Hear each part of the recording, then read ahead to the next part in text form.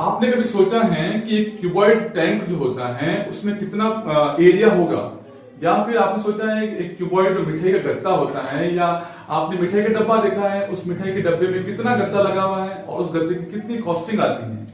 आपने कभी सोचा है एक पाइप जो है, एक पाइप है उसका एरिया कितना होगा, या आपने सोचा है कि जो स्टील की टंकी बनती है उस स्टील टंकी में कितना स्टील यूज हो रहा है, या फिर आपने कभी सोचा है कि जो हम एक टेंट देखते हैं, कॉनिकल टेंट देखते हैं, उस टेंट में बनाने में कितना हमें कपड़ा यूज होगा। क्या आपने सोचा है? प्लीज सोचिए और इस सारी एक्सरसाइज को हम करते वक्त इन सारे क्वेश्चंस का आंसर फाइंड करेंगे। Hello and welcome to the आओ पढ़ें। Now today we are going to discuss exercise 13.1। देखिए, इससे पहले हमने इंट्रोडक्शन पार्ट किया था, उसका लिंक इसके आपको डिस्क्रिप्शन बॉक्स में मिल जाएगा। आप उसको जरूर देखें, बहुत इंपॉर्टेंट पार्ट है इंट्रोडक्शन, क्योंकि उसमें हमने छोटी छोटी बातें डिस्कस की हैं जो कि इस चैप्टर के लिए बहुत इंपॉर्टेंट है। देखिए, फर्स्ट एक्सरसाइज 13.1 क्वेश्चन नंबर 1। इसमें क्वेश्चन दे रखा है आपको, एक प्लास्टिक बॉक्स है जिसका टॉप ओपन है और उसकी लेंथ, ब्रेथ और हाइट दे रखी है। हाइट की जगह अगर डेप्थ दे रखी हो तो भी मीनिंग वही है, हाइट और डेप्थ दोनों ही हमारे लिए सेम पॉइंट है। इसमें बोला है कि थिकनेस को हम इग्नोर करेंगे। तो देखें, लेंथ 1.5 मीटर दे रखी है, ब्रेथ 1.25 दे रखी है और हाइट या डेप्थ 65 सेंटीमीटर दे रखी है। एक पॉइंट आपको पहले बताया था मैंने इंट्रोडक्शन पार्ट में कि तीनों की यूनिट सेम होनी चाहिए, इसलिए हम इसको चेंज करेंगे सेंटीमीटर को मीटर में। मीटर में ही क्यों चेंज करेंगे? Because we know that MKS metre kilogram second, यानी हमारा ऐसे सिंबल्स होते हैं वो MKS यूनिट में होते हैं, इसलिए हम इसको मीटर में चेंज करेंगे। 65 सेंटीमीटर में 65/100 करेंगे तो 0.65 मीटर आ जाएगा। Then we know total surface area of cuboid क्या होता है। Total surface area of cuboid होता है 2L into B, B into H, H into L। इसके बाद हमने यहाँ पर टॉप वाला पार्ट ओपन है, टॉप ओपन है तो we know that L into B इसमें से सब्ट्रैक्ट कर दीजिए। टोटल सरफेस एरिया में से टॉप को सब्ट्रैक्ट कर दीजिए तो हमारा रिमेनिंग पार्ट आ जाएगा। तो देखिए, L into B value put कर दी 1.5, 1.25, B 1.25 और 0.65, HL 0.65 and 1.5 और माइनस L into B यानी 1.5 और 1.25।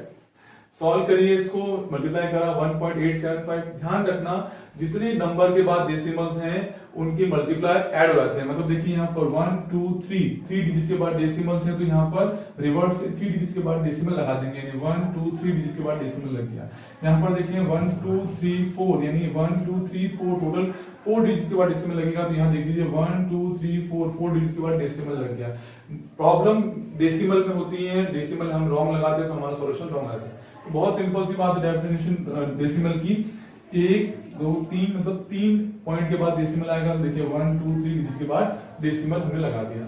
सेम वही बात 1 2 3 तो 1 2 3 डिजिट के बाद डेसिमल लग गया। और कैलकुलेशन आप सिंपल 15 into 25 कर लीजिए, 15 into 125 कर लीजिए। तो सिंपल कैलकुलेशन करिए और उसके बाद डेसिमल को हम उतने डिजिट के बाद लगा देंगे। उसके बाद इनको ऐड करना है तो डेसिमल में ऐड करना बहुत सिंपल है। डेसिमल के नीचे डेसिमल रखिए, यानी डेसिमल एक लाइन में होना चाहिए। एक लाइन पर डेसिमल रखते हुए इन सबको ऐड करेंगे 3.6625 आ जाएगा और इसमें से 1.875 सब्ट्रैक्ट करना है तो 1.87 लिख दिया। अब इसको देखिए, बोर्ड मास का रूल फॉलो करिए, पहले सब्ट्रैक्ट नहीं करके पहले मल्टीप्लाई कीजिए। बोर्ड मास का रूल क्या कहता है? Bracket of division and multiplication and addition subtraction. Means BODMAS का रूल पहले मल्टीप्लाई करता है उसके बाद सब्ट्रैक्ट करता है।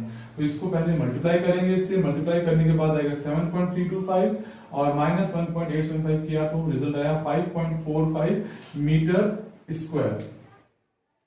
ठीक है, एरिया हमेशा स्क्वायर में आता है इसलिए मीटर स्क्वायर हमारा आंसर हो गया।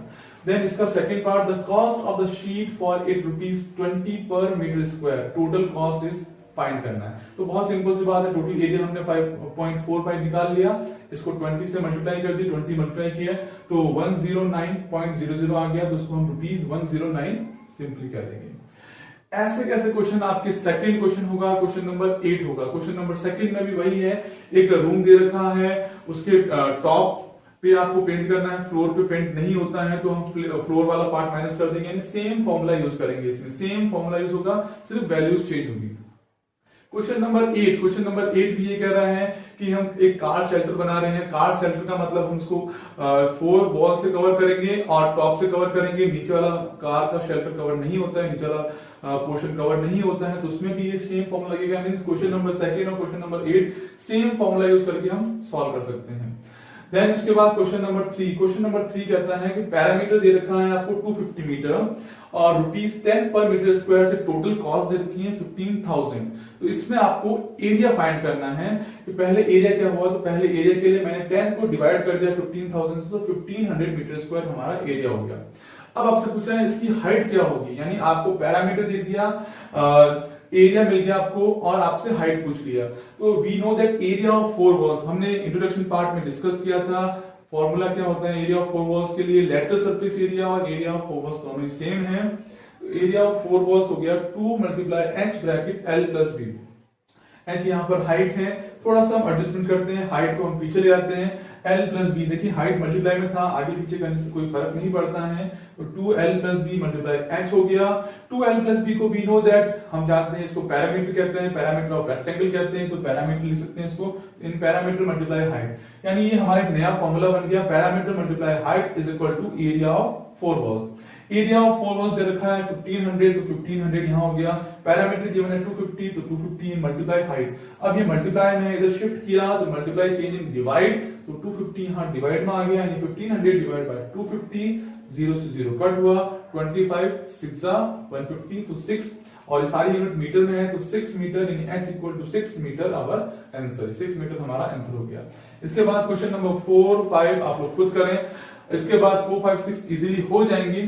क्वेश्चन नंबर 7 की लेंथ देख के बच्चे डर जाते हैं, इतना बड़ा क्वेश्चन है सर कैसे होगा, समझ में नहीं आ रहा, क्या है बिगर स्मॉल क्या है। तो उसके लिए बहुत सिंपल सी बात है, क्वेश्चन को जब भी आपको सॉल्व करना हो उसको 2 बार रीड करिए, आप अच्छे समझ जाएंगे what the question want and what we have to write in this question, मतलब हमें क्या लिखना है और क्या करना है इस क्वेश्चन में। बहुत सिंपल सा क्वेश्चन है। शांति स्वीट स्टॉल एक दुकान है, वहां पर 2 टाइप के स्वीट के बॉक्सेस हैं, आपने देखा होगा दुकान पे जाते हैं, 1 kg मान लीजिए और एक ½ kg मान लीजिए। 1 kg का डायमेंशन अलग होता है, ½ kg का डायमेंशन अलग होता है। दोनों का एरिया फाइंड करना है और दोनों का एरिया फाइंड करना। अब जानते हैं दोनों बॉक्सेस बने हैं तो उसमें से कुछ कटिंग भी होगी, तो कटिंग के लिए बोल रहा है कि 5% ओवरलैपिंग हुआ है। तो बहुत सिंपल सी बात है, पहले हम निकालते हैं bigger box total area. The bigger box total area is 2l × b, b × h, h × l में टोटल सरफेस एरिया का फॉर्मूला यूज हुआ है। क्यूबॉइड है, बॉक्स हमारा क्यूबॉइड है। इसमें फॉर्मूला पुट किया 2 25 × 20 20 × 5 5 × 25, सिंप्लीफाई किया 500 100 125, ऐड किया 725 × 2 किया तो 1450 हमारा बिगर बॉक्स का डायमेंशन आ गया। ये एक बॉक्स का डायमेंशन है। इसी तरह स्मॉलर बॉक्स का निकाला, smaller box total area is 2l × b, same formula b × h, h × l, values put करी अकॉर्डिंग टू गिवन क्वेश्चन के अकॉर्डिंग गिवन है। सॉल्व करा इसको, 15 × 12 180, 12 × 5 60, 5 × 15 75, ऐड किया 315 आ गया, 315 × 2 किया तो 630 सेंटीमीटर स्क्वायर आ गया। अब बोथ बॉक्सेस, हमने दोनों बॉक्स के लिए हमें कार्डबोर्ड चाहिए तो हम बोथ बॉक्सेस को ऐड कर लेते हैं। तो बोथ बॉक्स टोटल एरिया दोनों के लिए बिगर और स्मॉलर हमने ऐड कर लिया, तो 450 और 630 तो 2080 सेंटीमीटर स्क्वायर। यहां तक बच्चे कर लेते हैं इजीली, यहां तक तो हो गया। अब इसके बाद बोल रहे हैं question 5% of the total surface area overlapping, मतलब हमने जो बॉक्स बनाए हैं वो बॉक्स हमें कार्डबोर्ड से बनाने हैं। तो कार्डबोर्ड में हम कटिंग करते हैं, कटिंग करने के बाद जो वेस्टेज होता है वो 5% हो रहा है, मतलब हमें कार्डबोर्ड कितना चाहिए वो फाइंड करना है। तो 5% of total surface area overlapping, तो टोटल का 2080 का 5% निकालेंगे तो 2080 मल्टीप्लाई 5/100, परसेंट 100 है तो डिवाइड बाय 100 आता है। 0 से 0 कट, 5 × 5 5 2 10, 2 से कट करा तो 104, यानी 104 मीटर स्क्वायर आ गया। ये 0 यूनिट आ गई मीटर, सॉरी सेंटीमीटर स्क्वायर आ गया। दोनों को ऐड कर देना, total cardboard required, total cardboard कितना चाहिए तो 2080 + 104 यानी 2184 सेंटीमीटर स्क्वायर आ गया। बच्चे यहाँ सोचते हैं आंसर शीट देखते हैं पीछे आंसर हो गया दैट्स ऑल, नहीं ये आंसर नहीं हुआ, ये सिमिलर ऑप्शन दिखाई दे रहे हैं आपको बट ये आंसर नहीं है, ये सेंटीमीटर स्क्वायर है और हमारा आंसर रुपीज में आएगा।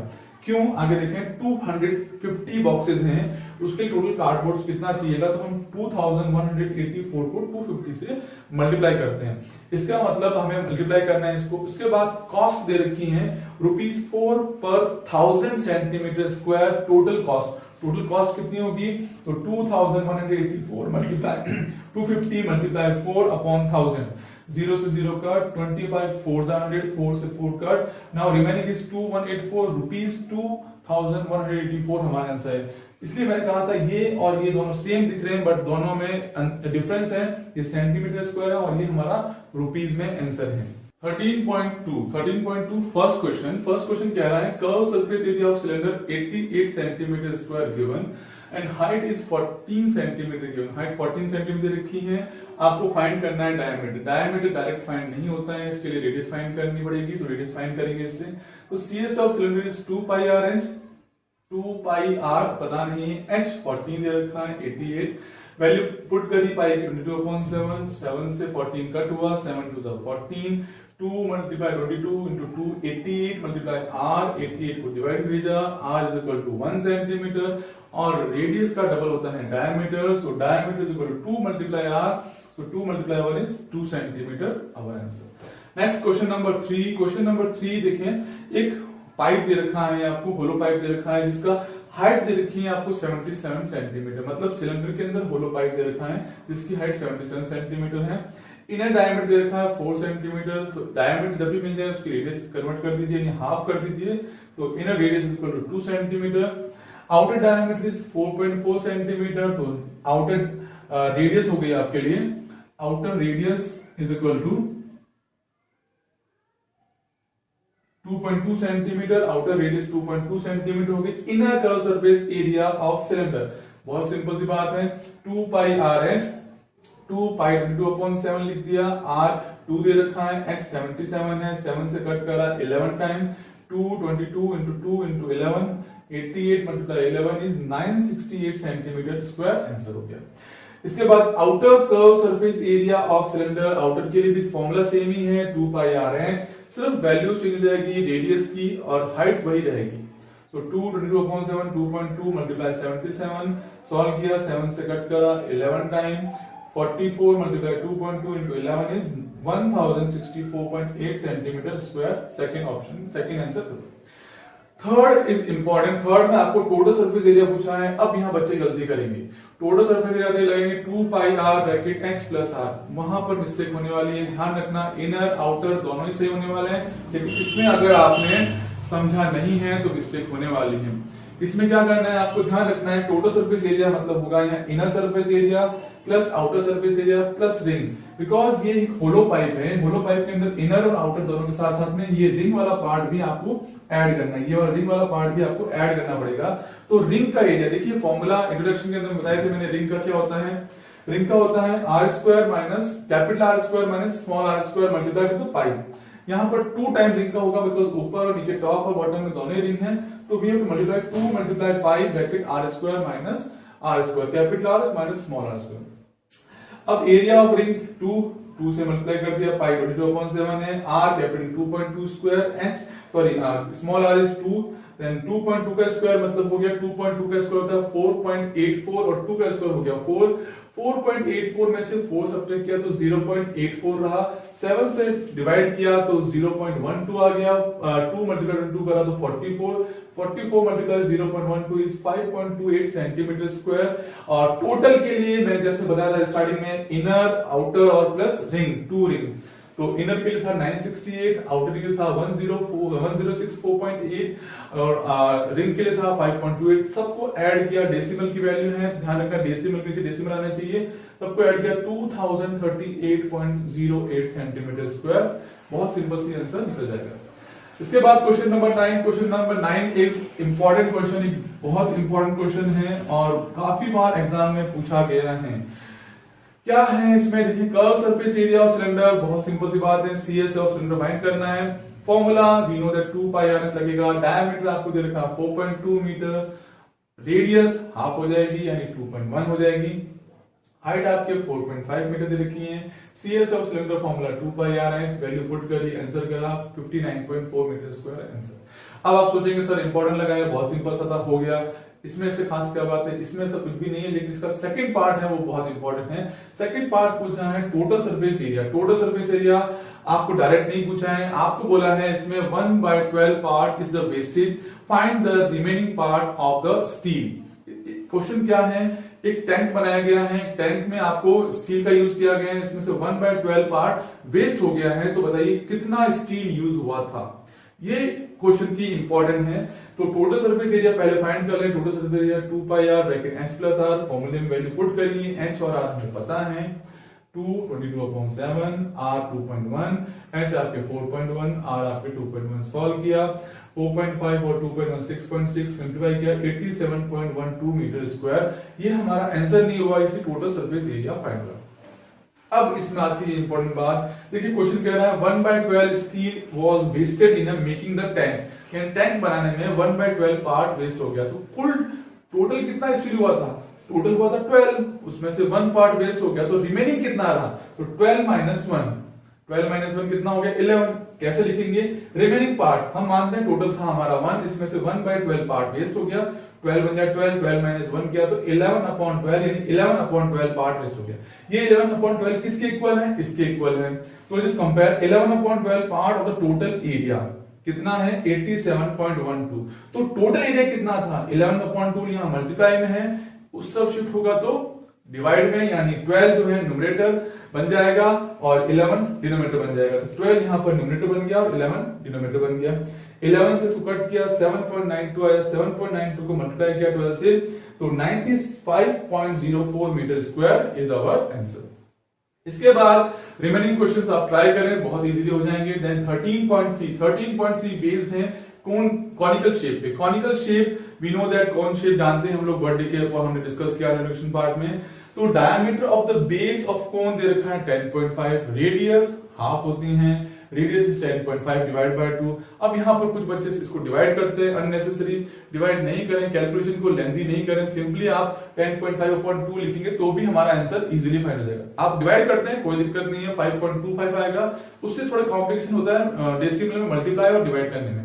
तो सीएस स्लांट एंड लिखी है 10, CS of cone pi r होता है, तो 22/7, 10.5/2 और एल दे रखा है 10। सिंप्लीफाई किया 2 से 11 टाइम, 7 से 1.5 टाइम कट हुआ, 11 इंटू 1.5 इंटू 10 सिंप्लीफाई किया, 1.5 को 10 से किया तो 15 आया, 15 को 11 से किया तो 165 centimetre square. Question number 5। Question number 5 देखिए, मैं दो चीज लेके बैठा हूं, दोनों चीज आपको समझाने के लिए बैठा हूं। क्वेश्चन नंबर 5 है आपके, देखिए एक ट्रैपलीन मतलब एक क्लोथ टाइप का है, जिससे आप एक बनाएंगे, टेंट बनाने वाले हैं। टेंट आपका कॉनिकल शेप का है। तो ट्रिपलिन के लिए, ट्रैपलिन जो क्लोथ है उसमें आपको ब्रेथ दे रखी है, आपको लेंथ फाइंड करनी है। रेक्टेंगुलर फॉर्म है, कपड़ा जो मिलता है बाजार में वो रेक्टेंगुलर फॉर्म में ही मिलता है। तो इस टाइप का क्लोथ है आपका, जिसको हमने इस फॉर्मेट में बनाया है, कॉनिकल शेप में बनाया है, ऐसा बनाया है। ठीक है, तो दोनों चीज इसलिए बता रहा हूं कि आप लोग इसको कन्वर्ट करके हम लोग इसमें चेंज करेंगे, इस फॉर्म में कन्वर्ट करेंगे। तो इनडायरेक्टली आप समझ गए होंगे कि रेक्टेंगुलर फॉर्म था, कॉनिकल शेप में कन्वर्ट हुआ है, और इससे आपको वापस ब्रेथ फाइंड करनी है, और इस चीज को थोड़ा समझने की जरूरत है। ठीक है, तो ये चीज आप लोग समझेंगे कब? जब आपको पता होगा कि हाइट 8 मीटर दे रखी है, रेडियस 6 मीटर दे रखा है, और यूज पाइप 3.14। इसके साथ में एक 3 मीटर वाइड दे रखा है, उसका यूज हम लास्ट में करेंगे। तो क्वेश्चन को अरेंज करना जरूरी है माइंड में, क्या करना है और क्या नहीं करना है। तो रेडियस 6 मीटर दे रखा है, स्लांट हाइट निकालेंगे, because we know that pi r l is the CSA of cone. क्यों सीएसए यूज होगा? बिकॉज देखेंगे इसमें बेस जो है वो खाली है, कोई यूज नहीं हो रहा, सिर्फ ये वाला पार्ट यूज हो रहा है, और ये पार्ट हम जानते हैं कि सीएसए ऑफ कोन कहलाता है। सीएसए ऑफ कोन के लिए पाई आर एल यूज करेंगे। तो slant height h square plus r square discuss कर चुके हैं हम इंट्रोडक्शन पार्ट में।